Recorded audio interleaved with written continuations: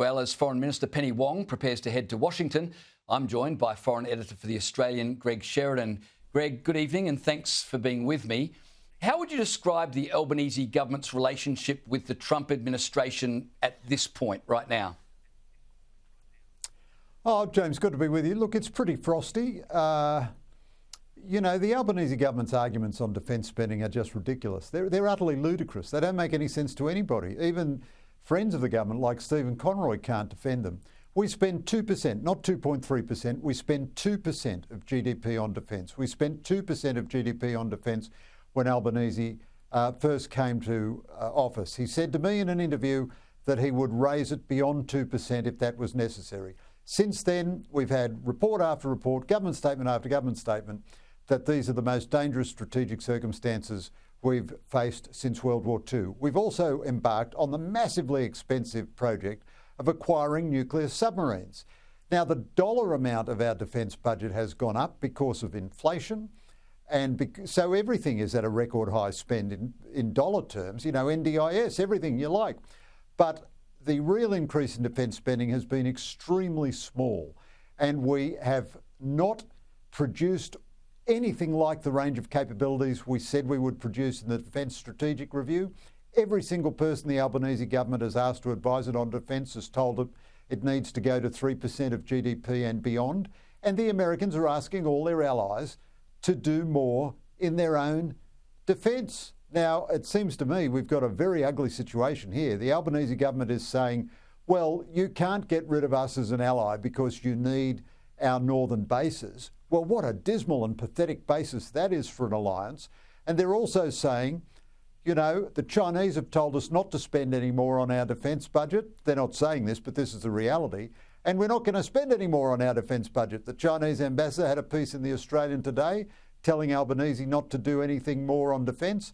Albanese was asked if this was interference and he was annoyed at the questioner. He certainly wasn't going to say anything critical of China. Now, the Trump administration doesn't spend much time thinking about Australia, but it notices all this and it thinks we've got a deadbeat government and we're a deadbeat ally. Well, one of the issues you raised there is Labor's stubborn refusal to lift defence spending as requested by the Trump administration. But Home Affairs Minister Tony Burke hinted over the weekend that Albanese may budge if the Trump administration asks Australia for more defence capability rather than just an arbitrary increase.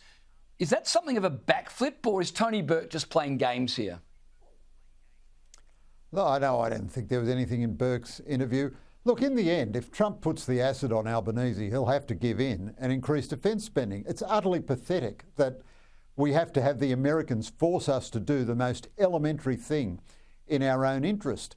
And this idea that you go for capabilities, not percentages of GDP, what utter rubbish that is. What footling, nonsensical balderdash that is. I'm prevented from using more accurate terms, James.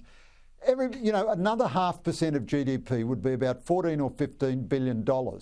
And that would be used to buy capabilities. We might sustain our ships so that they could put to sea. We might upgrade our submarines. We might put more lethal weapons on our frigates. We might buy some drones rather than the single one-armed drone which we have now in our order of battle. We might buy the 4th squadron of F-35s that we're always going to buy and was cancelled by the Albanese government. We might buy the naval supply ships which the Defence Strategic Review said we needed in order to enable our Navy to operate further from shore than 100 metres.